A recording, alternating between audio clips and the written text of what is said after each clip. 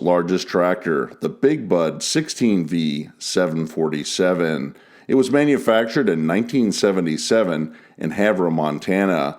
This big machine is powered by a 24.1-liter Detroit diesel 16V-92T 1,472 cubic inch 16-cylinder diesel engine rated at 1,100 horsepower. This massive tractor weighs in at 130,000 pounds. It stands 14 feet tall, 25 feet wide, and is 28.5 feet long. This tractor is fitted with a 1,000-gallon diesel fuel tank and had an original price tag of $300,000. That's an equivalent of $1,317,000 today.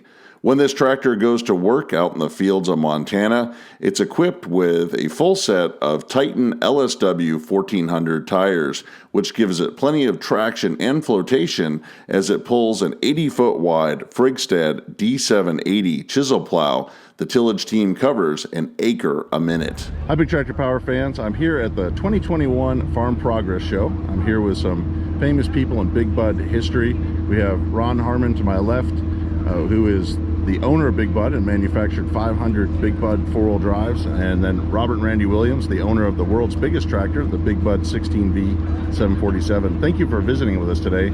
It's a great honor to have this much history all in one spot. I guess my first question is for Ron. What year did you take over the production of Big Buds? And yeah, about midway through 1974. Okay. And you know, the first Big Buds built were in '69, and there was about 20 tractors built when I bought out what was called Northern Manufacturing in '74. And from 74 to 77, you were jumping up from 320 horsepower to this, at that time, 760 horsepower tractor. What innovations were you thinking about to say, let's build a tractor this big?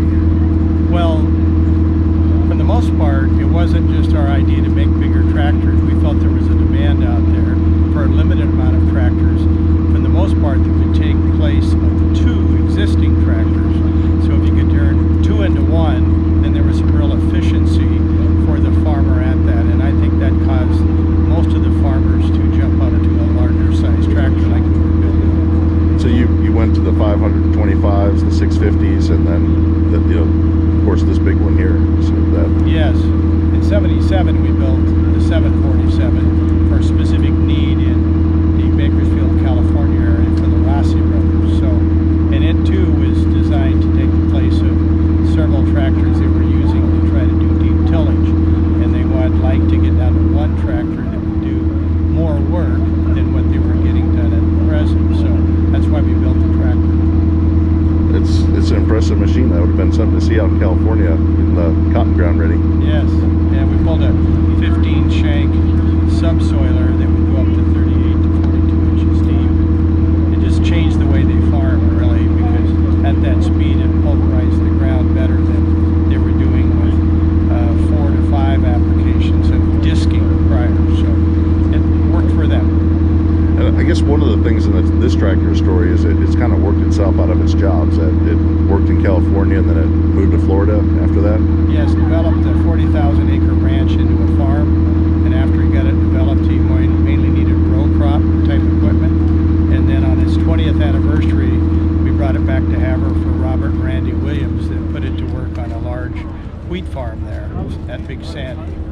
So, and you guys had known Ron for many years and been at the factory, known other Big Buds, baby Buds compared to this one, but yeah, still big. We definitely, and Ron, we kind of grew up in Big Bud history with Ron, just watching him and being kind of backing him a little bit by just prodding him on, poor guy. Dreaming of having our own Big Bud someday. We did. We started out with a 5 1/4 50 and eventually moved into this big guy. So you decided to buy it because you were at that time no-till and herbicides and things were not what they are today, so you had to work a lot of ground. Correct.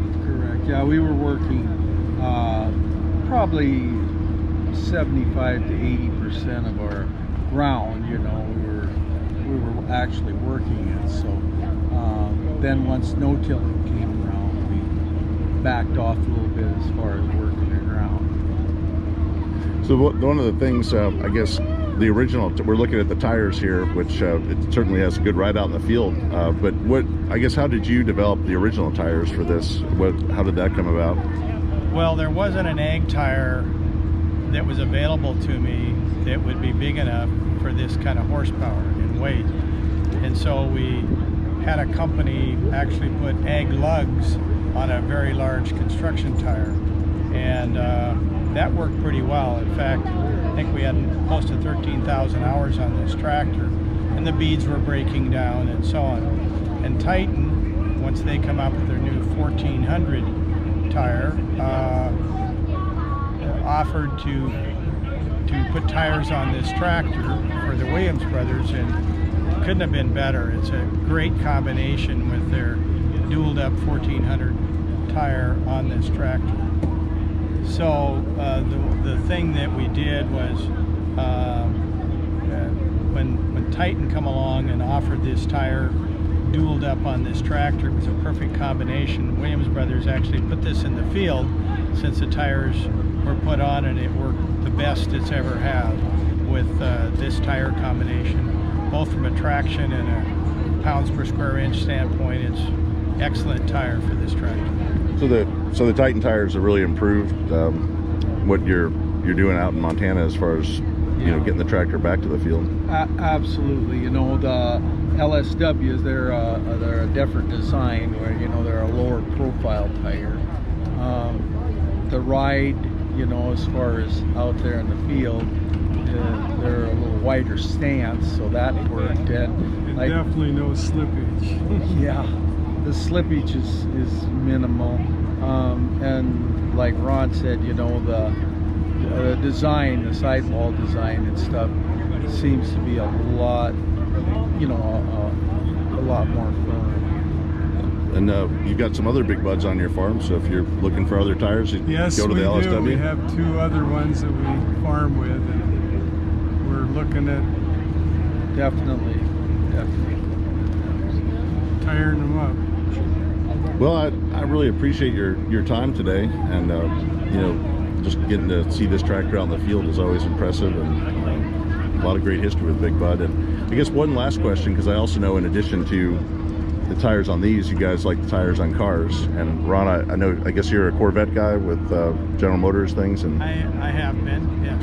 So if I know my history right, I guess that some of the colors, the white, and even you had the Skittles red on the industrial tractor, were GM influenced, or? Yeah, that was GM. So you have the GM colors. And we had a GM steering wheel. We used the Corvette steering wheel system in the tractor as well, because it was small in diameter and telescoping, which back in the day was a pretty neat way to go. Certainly. We used their steering system as well. Well, thank you very much for your time, and we'll look forward to seeing what happens with the Big Bud next. Yes. Thank you. Thank you. I hope you've enjoyed visiting with Ron Harmon, who built the world's largest tractor back in 1977, and Robert and Randy Williams, who farm with it in Montana. This machine has always been impressive, but it's all that more exciting to see going to work in the field with these new Titan LSW 1400 tires.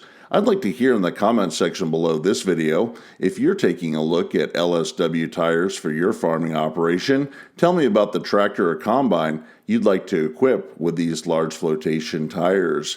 If you've enjoyed the video, consider subscribing to Big Tractor Power YouTube, where there's over 2,000 videos of farm machines in action. If you would like to see additional content on the Big Bud 16V-747, continue to watch this video for a few more seconds to the end screen to directly link to those Big Tractor Power YouTube videos. As always, thank you for watching.